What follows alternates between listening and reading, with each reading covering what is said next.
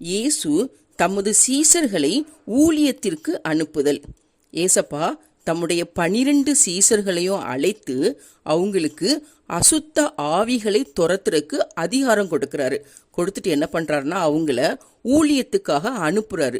அனுப்பும்போது அவங்களுக்கு சில ஆலோசனைகளை சொல்றாரு. என்ன சொல்றாருன்னா, நீங்க ஊழியத்துக்கு போகும்போது வழிக்கு பை, அப்பம், கச்சையில் காசு இது எதையுமே எடுத்துட்டு போகக்கூடாது. எதை எடுத்துட்டு போகணும்னா, ஒரு தடி, பாதரட்சை, 2 அங்கிகள், இதை மட்டும் தான் எடுத்துட்டு போனோம்.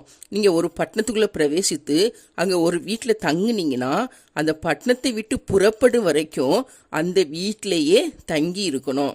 யாராவது உங்களை ஏற்றுக்கொள்ளாமலோ இல்லை உங்களுடைய வசனத்தை கேளாமலோ இருந்தா நீங்க அந்த பட்டணத்தை விட்டு புறப்படும் போது உங்க காலில் படிந்திருக்கிற தூசியை உதறி போடுங்க.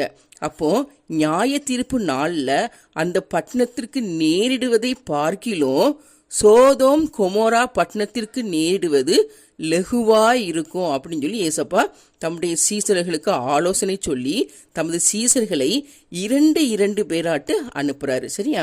அப்ப ஏசப்படைய சீசர்கள் 2 பேராட்டு ஊழியத்துக்கு போறாங்க. அப்படி ஊழியத்துக்கு போய் அவங்க என்ன பண்றாங்கன்னா, மனம் திரும்புங்கள் சொல்லி பிரசங்கம் பண்ணி அநேக பிசாசுகளை துரத்தி அநேக நோயாளிகளை எண்ணெய் பூசி சொஸ்தமாக்குனாங்க. சரியா?